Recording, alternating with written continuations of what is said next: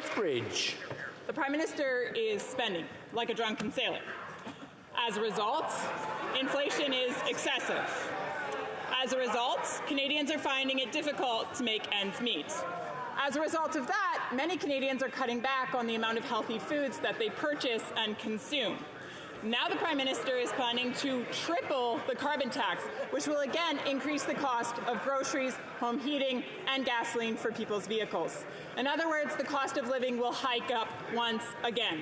Will the Prime Minister exercise some compassion and, for the sake of Canadians, stop his plan to triple the carbon tax? Will Parliamentary Secretary.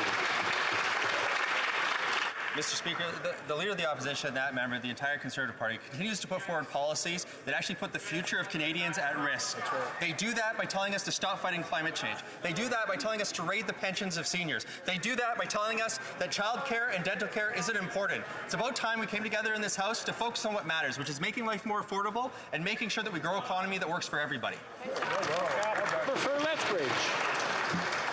I understand the Liberal talking points, and so do Canadians. They've heard them again and again and again and again.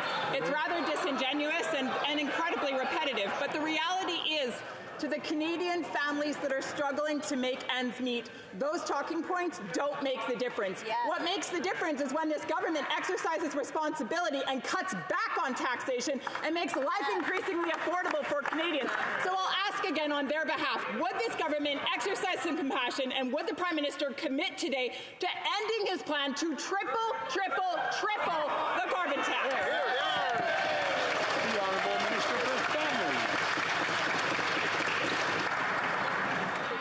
Mr. Speaker, let's be clear what the results are in each side of the House. Canada Child Benefit that our government brought in, they voted against it. Middle class tax cut that we brought in, the Conservatives voted against it. The Canada-wide Early Learning Childcare Initiative that is delivering a 50% fee reduction already to families in that member's riding of Lethbridge and across her province of Alberta, that party, the Conservatives, voted against it. Mr. Speaker, they have an opportunity to vote in favour of dental care for low-income children, to vote in favour for rental support for low-income workers, to vote in favour of supports for Canadians with disabilities. If they care about low-income Canadians, I hope we see their support. Thank you. The Honourable Member for King Vaughan. Buongiorno, Signora Presidente. Canadians are struggling because of the inflation caused by this Prime Minister. More Canadians are turning to their local food banks for support. Senior usage of food banks has increased 30%.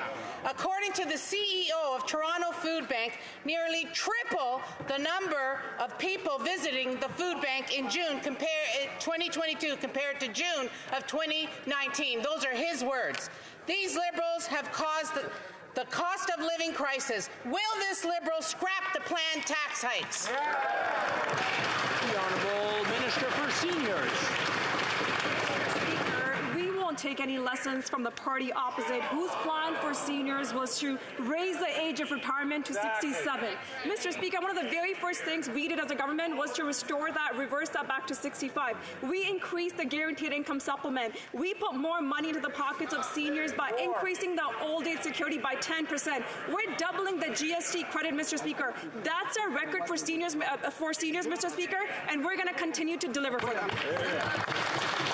The Honourable Member.